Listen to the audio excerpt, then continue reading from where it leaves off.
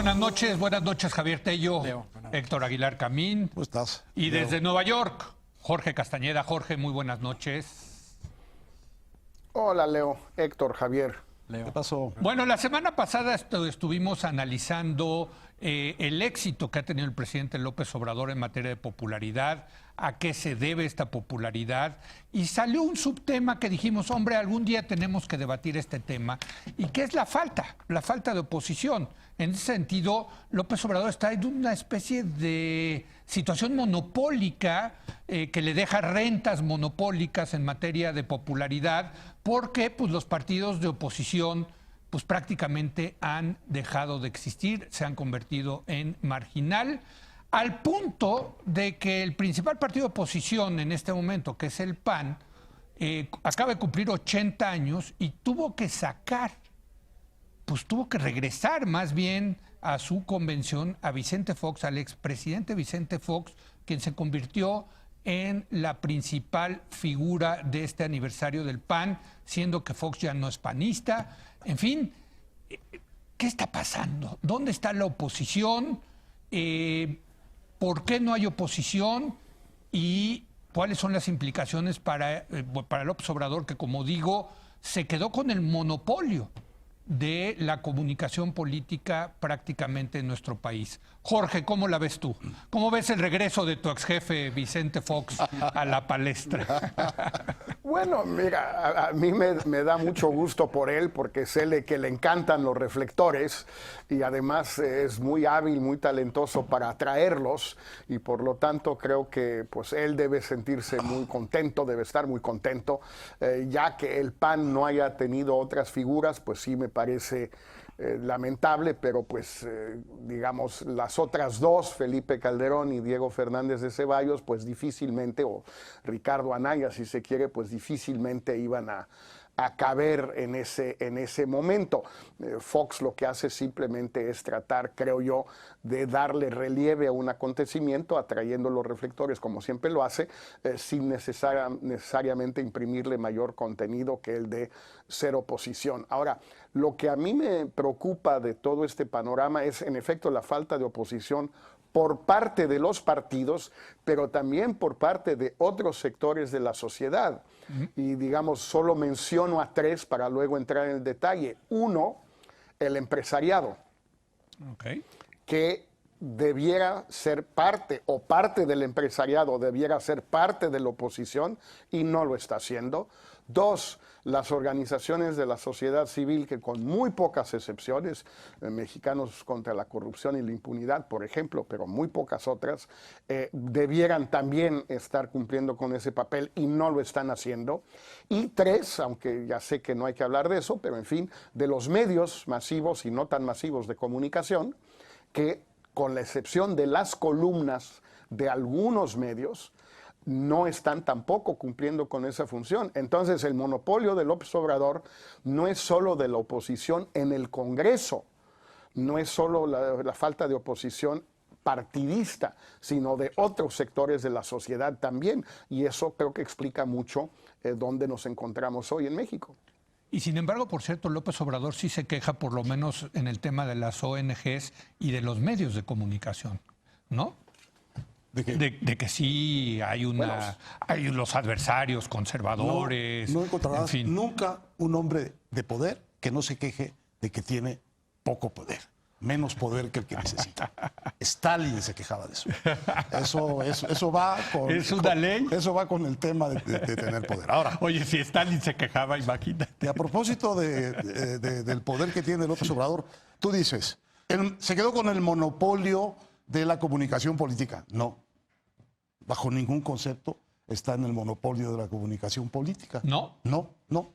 Tiene, obviamente, la hegemonía, tiene la delantera, tiene los instrumentos, pero en los medios hay unas franjas críticas muy estables, muy serias y muy penetrantes que no lo dejan En los sentir medios. Entonces, tú está no libre. estás de acuerdo con Jorge en ese sentido. Tampoco estoy de acuerdo con Jorge. Sí. Yo creo que los empresarios hacen muy bien en tener un puente con el presidente de la República. Y ya han conseguido una cosa muy importante para México, que es que el presidente echara para atrás su decisión destructiva de cancelar los gasoductos. De manera que a mí el puente empresarial con el gobierno me parece muy bien. Y creo que hay por lo menos un espacio del empresariado muy visible, muy bien organizado, que es muy crítico de López Obrador. La Coparmex. Y que es la Coparmex. Correcto. Y creo también que hay dentro de los empresarios una conciencia muy aguda de que este es un tema muy difícil y de que es un riesgo y de que en el fondo no hay una buena única política, sino que tienes que estar comunicado con el gobierno por una parte y por otra parte estar muy atento a todas las cosas que el gobierno hace a las que hay que oponerse, sea en el puente que está establecido o sea a través de los medios. Y por último, de los partidos. Las ONGs también no. Bueno, yo creo que las ONGs están haciendo un gran trabajo. Y algunos de los poderes autónomos también, en el sentido de... son los contrapesos que quedan. Sí. No son muchos, ya lo sabemos. La elección de julio realmente le entregó una enorme cantidad de poder al presidente. Golpeó misericordiamente a los partidos, sí. Los puso verdaderamente en un rincón y ahí siguen, no han podido recomponerse, pero no necesariamente acabó con los votantes, Partidos tan disminuidos como el PAN, en este año de elecciones de 2019, obtuvo el PAN 1.700.000 votos. En los 6 estados donde hubo elecciones. Morena obtuvo 1.900.000. Sí, sí, sí. Bueno, dadas las circunstancias, el PAN puede estar desaparecido, los votantes no. Bueno, aquí hay entonces sí una diferencia entre lo que piensa Jorge y Héctor, de que si hay una mayor... Sí, digamos, ha matizado Héctor, ¿no? Porque creo que perdimos el audio tantito con Jorge para que Jorge esté al tanto. Sí, y ahora, Javier, te toca a ti. Sí, seguiré matizando. Sí. Creo que hay que distinguir entre ser un contrapeso y hacer oposición. Cuando Jorge menciona ONGs, empresariado, medios, creo que su rol es, sin duda, el de contrapesos. No me queda claro que necesariamente su rol sea el de hacer oposición. A veces sí, a veces no, los que quieran no. Dependiendo de sus intereses. Claro, pero entonces hay que distinguir contrapeso a oposición. Creo que López Obrador tiene una ventaja no solamente en que ha habido menos oposición y menos contrapesos, pero sobre todo la parte de oposición, creo que el problema ha sido que para hacer oposición se necesita un proyecto alternativo de nación, para usar una frase de López Obrador, y lo que no tiene sobre todo quien quisiera hacer oposición es un proyecto alternativo de nación. Bueno, puede ser el neoliberalismo. No, de que existen posibles, existen, pero no queda claro cuál es el que tengan, ni no lo tienen, ni lo articulan, Pero ni nada. tampoco lo tiene el gobierno, ¿eh? Yo creo que sí lo tiene, pero ese es otro programa. Bueno, sí. Pero yo quiero enfatizar un tema de la oposición no partidista que a mí se me hace fascinante, que tiene que ver con un tema sobre el cual un famoso abogado y sociólogo Marabal, español, José María Marabal, Sí, claro. titulado el ensayo El Estado de Derecho como arma política. Yo lo que sí veo en la oposición no partidista es un cierto discurso que podríamos llamar, también para hacer referencia a la 4T, la primacía del Estado de Derecho.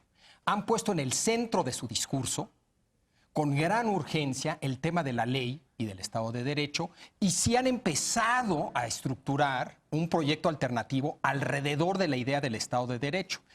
La pregunta es, ¿qué explica por qué de repente la urgencia en este tema? Yo creo que hay una explicación estratégica, que es la que sobre todo desarrolla Marabal, y una histórica que tiene que ver con la historia particular de México. La explicación de Marabal, lo que Marabal estudia en este ensayo, es qué es lo que de repente hace que ya sea el gobierno o la oposición usen la ley como arma política.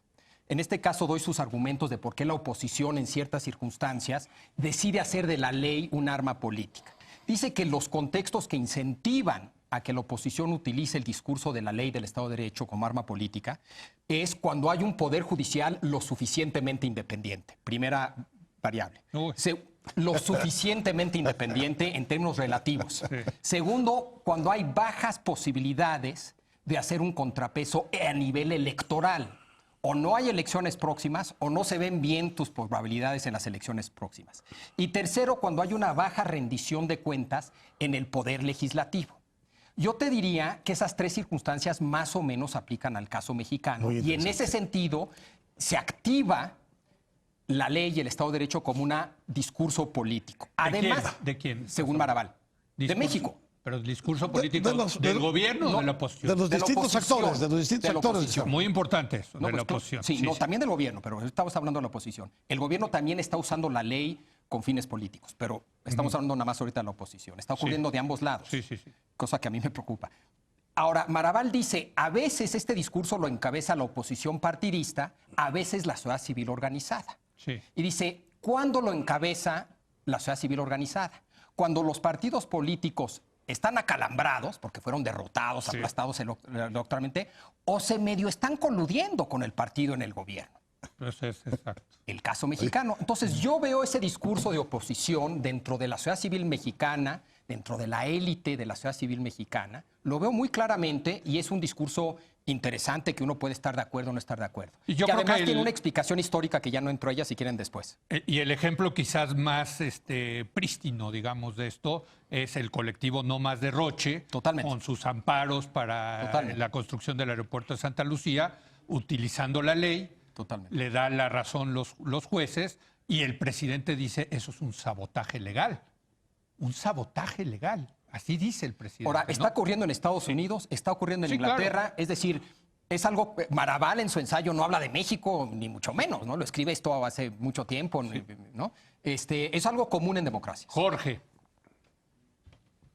Mira, yo vuelvo sobre el tema, los matices son lo que son, pero si uno quisiera ver a la luz de la debilidad de los partidos, hasta qué punto empresarios, medios, sociedad civil llenan una parte de ese vacío, pues yo creo que no es el caso.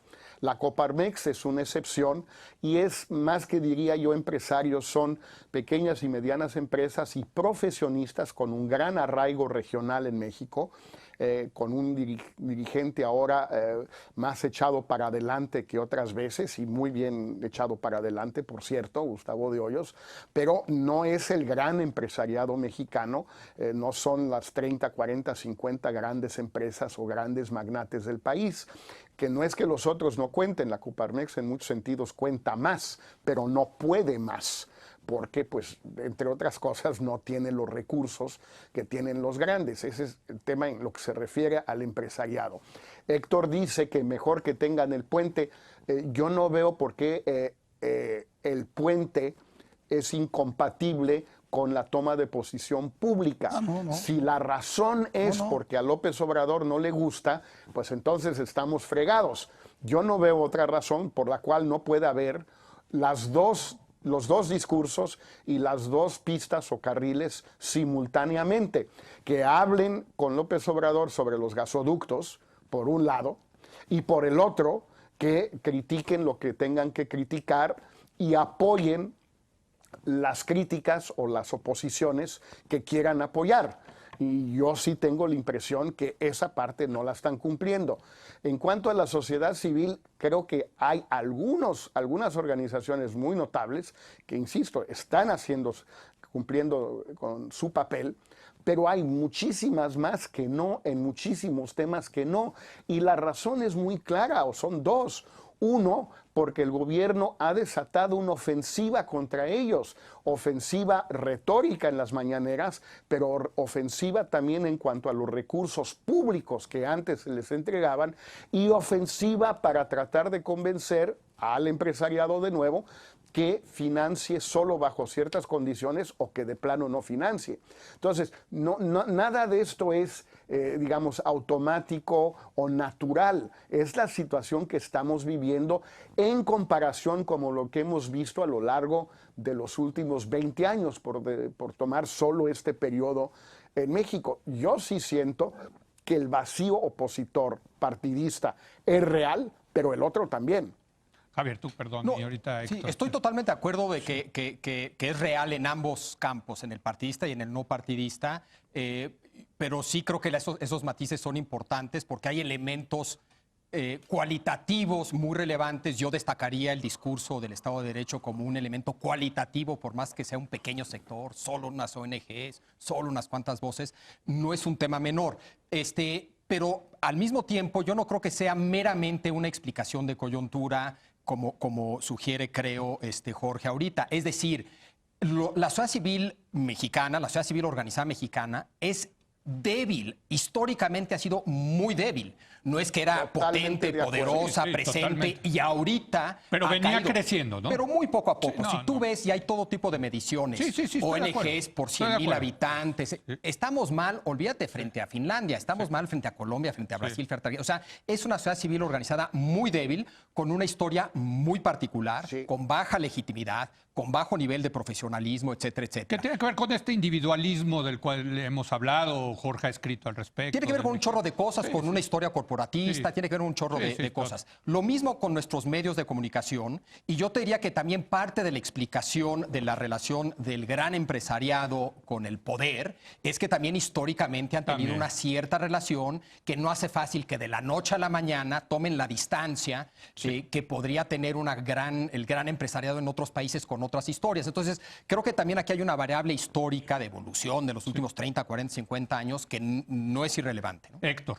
Bueno, en relación con esa realidad histórica que lo explica también Javier y Jorge también, la verdad es que lo único que ha cambiado ahora es que tenemos una presidencia muchísimo democrática, elegida democráticamente, muchísimo más fuerte que las presidencias que recordamos, por lo menos de este periodo democrático. Sí, claro. Entonces, naturalmente, para todos es mucho más complicado el diálogo o la crítica o la relación con ese gobierno más potente.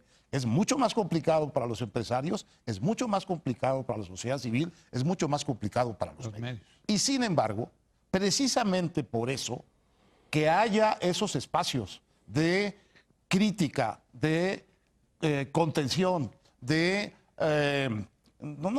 contrapeso, y en el caso de los partidos de oposición al gobierno, es una cosa mucho más significativa y mucho más interesante. Ahora, si nosotros vemos el mundo de los partidos, solo el mundo de los... Bueno, a ver, ¿de qué tamaño es el poder de este gobierno? Vamos a decirlo con las encuestas.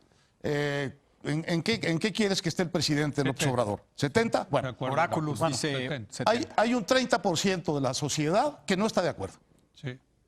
Es poco, pero no es mucho, pero tampoco es poco.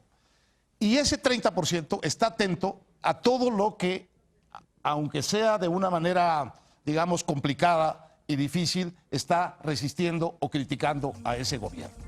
Y este gobierno, por sus resultados, tiende a ser un gobierno de aceptación decreciente.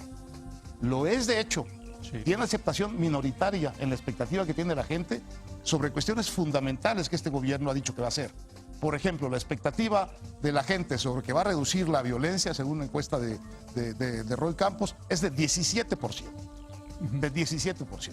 De manera que tampoco estamos hablando de la relación de una sociedad desarmada, con poca influencia, con poca penetración, frente a un monolito avasallador. Esa yo creo que no es la relación. Ese es el único matiz que yo quería hacer. Bueno, vamos a hacer una pausa y vamos a seguir con este tema porque todavía hay muchas cosas que analizar.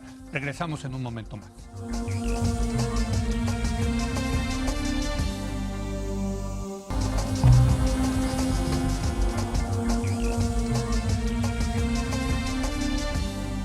Bueno, estamos hablando de esta especie de situación monopólica que unos en la mesa dicen que no es tan monopólica, que hay que hacer matiz en el tema de la presencia, pues eso sí, avasalladora política del presidente, de su movimiento frente a otras fuerzas políticas. Pero yo creo que tenemos que hablar de la verdadera oposición, que es la de los partidos.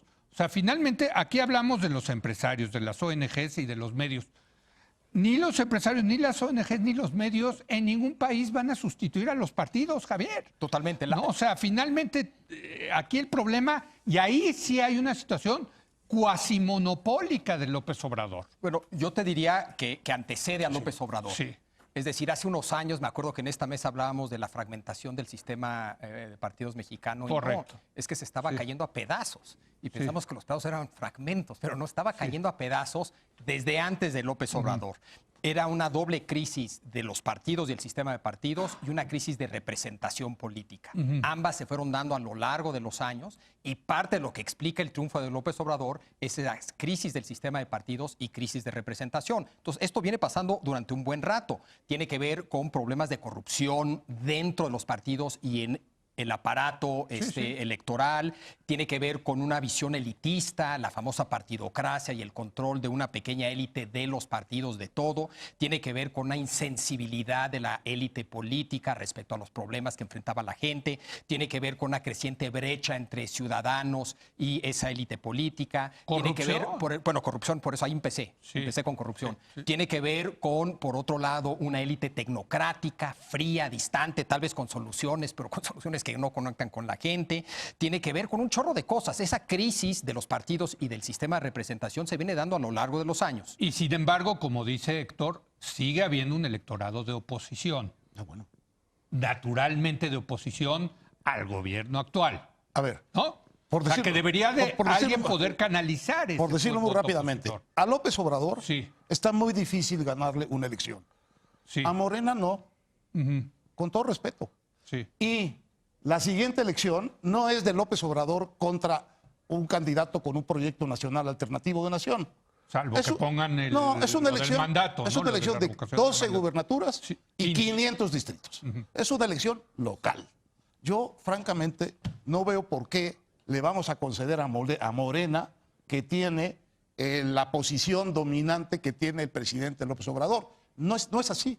Es un partido muchísimo más abajo en la preferencia de la gente que Eso el es presidente y que no está blindado, como está blindado todavía el presidente contra sus errores. Pero eso no es ¿quién va- oposición a O López sea, es Obrador. perfectamente derrotable en la siguiente Ese elección. no es Pero eso no es oposición. oposición a López Obrador. Ese es el fulanito empresario, ciudadano de Aguascalientes que quiere ser el alcalde de su Pero ciudad. ¿quién va a capitalizar eso? no es- ¿Quién va a capitalizar? Eso- Al final, nacionalmente, va a ser una elección local, estoy completamente de acuerdo, aunque López Obrador la va a tratar de nacionalizar. Con ese partido que trae, no puede. Bueno, está también ese. Con ese ese tema. partido que trae, no puede. Jorge, creo que- Pero ¿quién va a capitalizar ese voto opositor o esa cosa a nivel nacional?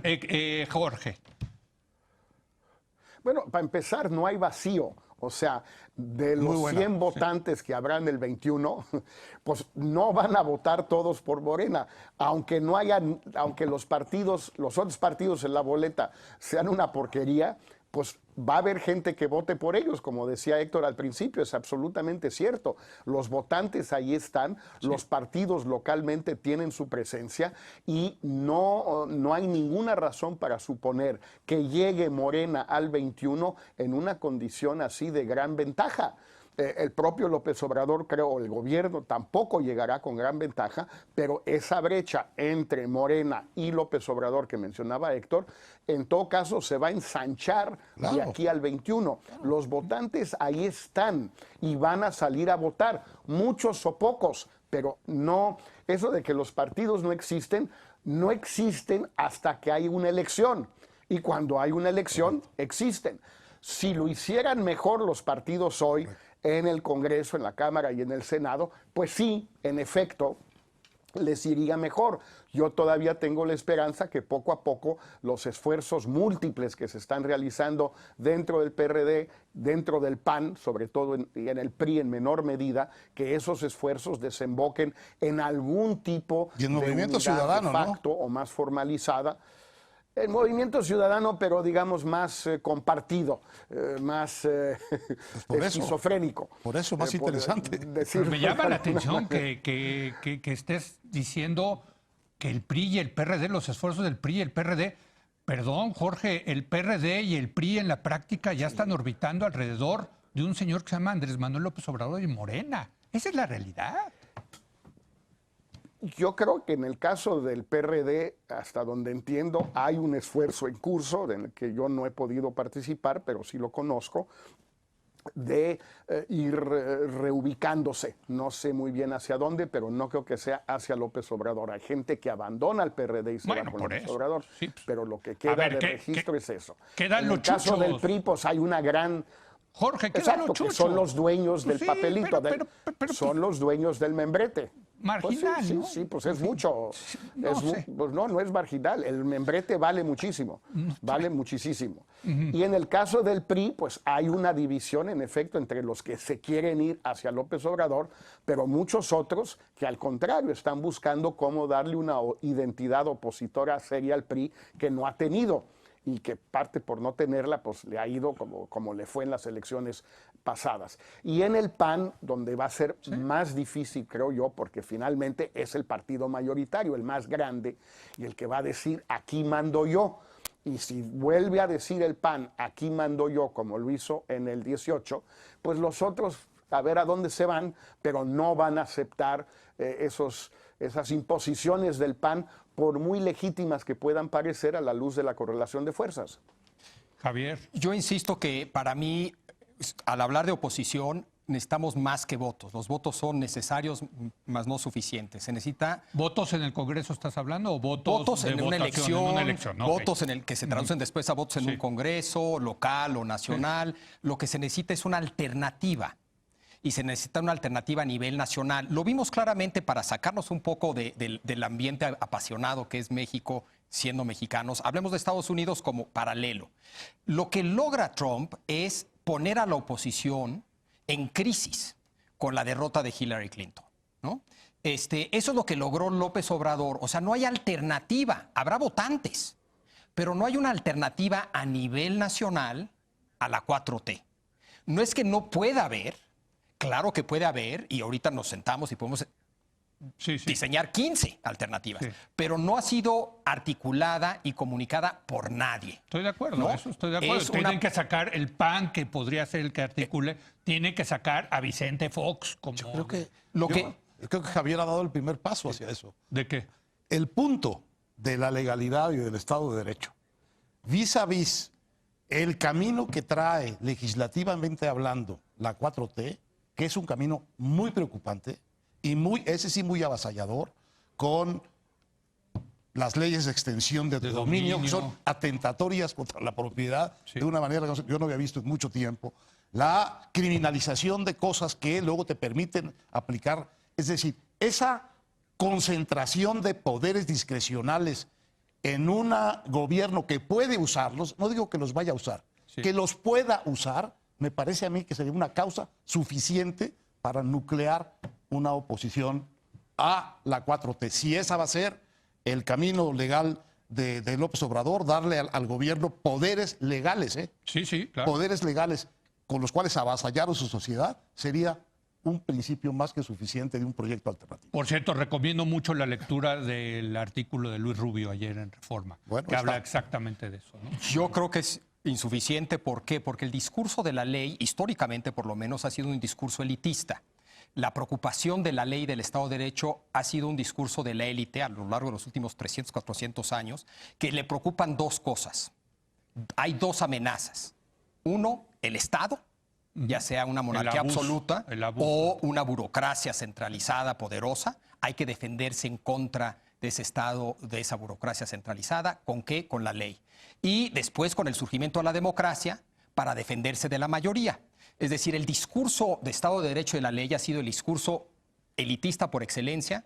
¿Por qué? Porque han usado la ley para defenderse de dos genuinas posibles amenazas. Pero- y no estoy diciendo, esto no es una crítica, es una realidad. Pero es un discurso de la ley volteado a un discurso contra la opresión a través de la ley. Es decir, capacidades legales como las que está acumulando López Obrador conducen a la opresión legal. Como muchas de sus medidas democráticas o caminos democráticos conducen a resultados no democráticos. Entonces, el tema no es el principio de la ley, sino el tema es, ¿quieres tener un gobierno legalmente opresivo o no? O sea, ahí empezaría el proyecto, Yo digo- digamos, alternativo a López Obrador. ¿Tú lo Bueno, verías eso lo ahí? dijo Javier. creo que No, hay yo dos estoy de acuerdo. elementos Yo Hay estoy de dos acuerdo elementos con adicionales. con su A ver, principio. Jorge y luego Javier. No, venga.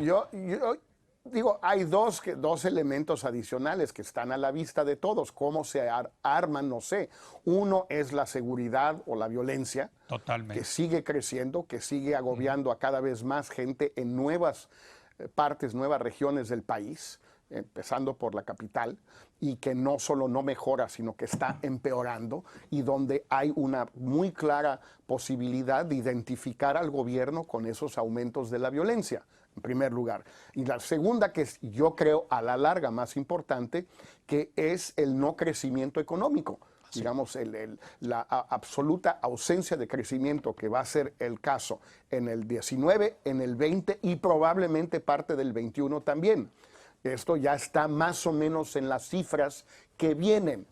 Eso sí afecta muchísimo y va a ser cada vez más fácil, yo creo, explicarle a la gente, si los partidos se ponen a hacerlo, que no hay crecimiento y no hay empleo y no hay gasto por las políticas económicas y sociales de este gobierno. Es por eso que no crece la economía. No es por una crisis externa, no es por la corrupción pasada, no es por ninguno de esos motivos, es por la política económica y social de este gobierno. Yo creo que con esos dos elementos sobra para armar no un proyecto alternativo de nación, sino un programa alternativo de gobierno, que son dos cosas bastante distintas. La segunda me parece realista. Proyectos alternativos de nación, yo hace 1000 años que no conozco ninguno, salvo los libros que escribimos, pero esos no creo que sean lo que más importa en la vida. Pero parecería, por lo que dice Héctor y Jorge Javier, que para el 2021 estaría la mesa puesta para un regreso de la oposición, pero a mí no me queda claro quién sería esa oposición. Para mí 2021 no, porque es local, ¿no? y va a ganar el candidato que todo el mundo conoce y que conocen bien y que respeta, porque nada que tiene que ver con López Obrador ni la 4T. Completamente de acuerdo, pero así se va a leer, ¿eh? También hay que decirlo. Si no le va bien apabullante a Morena en el 2021, se va a leer como que viene de regreso la oposición en nuestro país. ¿Estás de acuerdo? Y será una lectura equivocada, ese es el punto. Para mí lo importante es la presidencial, porque ahí es donde se ofrece un proyecto para la nación. 2024, proyecto de gobierno. De y yo creo que el discurso legal no alcanza, porque creo que por naturaleza, por más que le trates de dar el spin que propone Héctor, es un discurso elitista. Los dos otros discursos que señala Jorge yo creo que sí son muy relevantes. Creo que en el caso de la inseguridad sí funciona en el corto plazo. Hoy funciona, para 2021, para la presidencial, dentro de 5 años. El segundo que menciona Jorge, que es el tema de crecimiento bienestar, yo creo que es una estrategia más de largo plazo, porque creo que López Obrador tiene capturado el espacio de la izquierda, centro-izquierda, y va a ser muy difícil ofrecer un discurso tecnocrático, centro-izquierda, alternativo al López Obrador. Contigo, entonces, nada más te queda el regreso del neoliberalismo. Y lo estoy poniendo de esa manera para ser controversial. Y me queda claro que se puede plantear de una manera más atractiva, que venda bien políticamente, etcétera. Y ahí lo gana, en el corto plazo, creo que lo gana López Obrador. Entonces, yo creo que la estrategia de crecimiento bienestar es un proyecto de centro-izquierda de largo plazo, no para la próxima elección presidencial. Digo, porque sí se está armando un grupo de jóvenes relativamente de centro, izquierda, socialdemócratas que están tratando de hacer algo alternativo al programa de Morena. Pero como tú dices, ya ese espacio lo tiene Morena, lo tiene López Obrador. Naturalmente el espacio es hacia la centro derecha. Claro. Y naturalmente eso lo tiene el PAN, lo tendría que tener el PAN. Pero el PAN está deshecho. O algo nuevo, ¿no? Bueno, ¿quién? ¿El nuevo partido de Felipe Calderón? Mira, en todas las democracias estamos viendo que está complicado hacer nuevos partidos, que igual la maestra lo logra, pero en todas las democracias que están teniendo estos problemas, otra vez hay que poner esto en un contexto occidental, están surgiendo un chorro de nuevos partidos en sistemas tan rígidos como el inglés. Entonces, creo que igual eso no se ve probable ni posible en el muy corto plazo, pero no descartemos de entrada eso, sobre todo si pensamos, como lo acabas de decir, que los partidos actuales tienen problemas internos bestiales. Desde luego, y bueno, no tenemos que ir a una pausa, comenzando con Morena, ¿eh? Sí. Porque Morena todavía no es partido. No. Y Morena tiene que también ir descifrando sus conflictos y qué va a pasar, porque por lo que yo veo, están hechos muy, Ya están está. muy bolas, están hechos. Hasta ¿no? el presidente les dijo que si siguen así, él se va a salir. Él se va a salir, exacto, ¿no? Bueno, Que formen un partido todos los presidentes y expresidentes. exacto, exactamente, el Partido Presidencial de México. Bueno, vamos a hacer una breve pausa y regresamos a hablar del tema de el impeachment, el juicio de destitución de Donald Trump. Regresamos en un momento más.